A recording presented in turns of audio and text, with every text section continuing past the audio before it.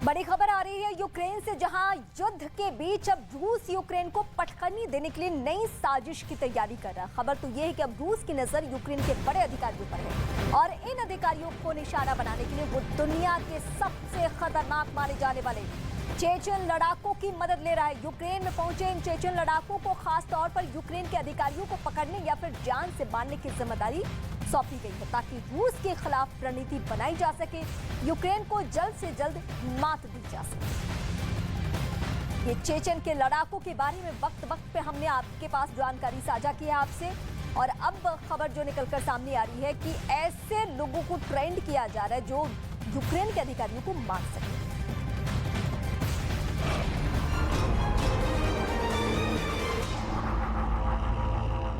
गई उनमें रूसी अरबपति रोमन अब्रामोविच भी शामिल। शांति वार्ता में शामिल लोगों को जहर देने का दावा अमेरिकी अखबार द वॉल स्ट्रीट जर्नल ने किया और अपनी एक रिपोर्ट के जरिए इस पूरी जहर वाली साजिश का पर्दाफाश कर दिया। बताया गया कि कुछ हफ्ते पहले रूसी कारोबारी रोमन अब्रामोविच को यूक्रेन की राजधानी कीव में हुई एक बैठक के बाद जहर दिया गया था। वो यूक्रेन में जारी जंग के बीच एक पीस मेकर के तौर पर काम कर रहे थे, मतलब वो दोनों देशों में युद्ध रोकने के लिए समझौता कराने की कोशिश कर रहे थे। द वॉल स्ट्रीट जर्नल की रिपोर्ट में इस बात का जिक्र किया गया कि एक प्रतिनिधिमंडल यूक्रेन पर रूस के हमले को खत्म करने के लिए मार्च महीने की शुरुआत में कीव पहुंचा था, जिसमें रूसी कारोबारी रोमन अब्रामोविच और यूक्रेन के सांसद रुस्तम उमेरोव समेत 2 और अधिकारी शामिल थे।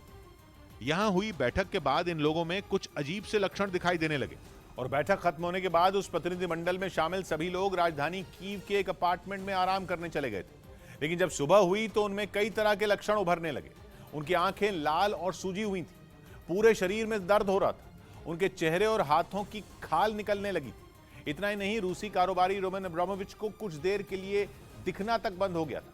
इसके बाद सभी को तुर्की के एक अस्पताल में भर्ती करवाया गया, जिसके बाद यह पता चला कि उन्हें मारने के लिए जहर दिया गया था।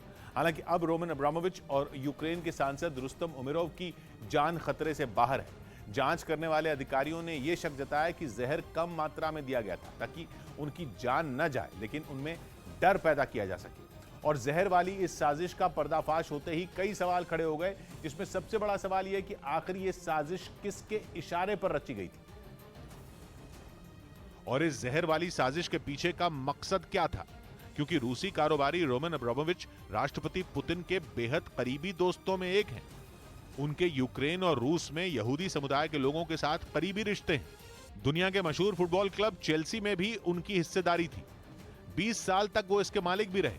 पिछले दिनों उन्होंने इस क्लब से नाता तोड़ लिया था, क्योंकि ब्रिटेन ने रूसी कंपनियों और रूस से संबंध रखने वाले लोगों पर तमाम तरह की पाबंदियां लगा दी थी।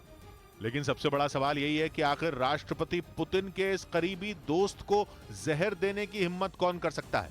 हालांकि मामले से जुड़े लोगों के हवाले से अमेरिकी अखबार द वॉल स्ट्रीट जर्नल ने यह शक जताया कि मॉस्को में बैठे कट्टरपंथियों या यूं कहें कि पुतिन के विरोधियों ने यूक्रेन के साथ चल रही बातचीत रोकने के लिए इस साजिश को रचा होगा।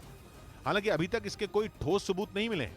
लेकिन इन सबके बीच यूक्रेन के राष्ट्रपति व्लादिमीर ज़ेलेंस्की ने एक सनसनीखेज बयान देकर पूरी दुनिया को हैरत में डाल दिया।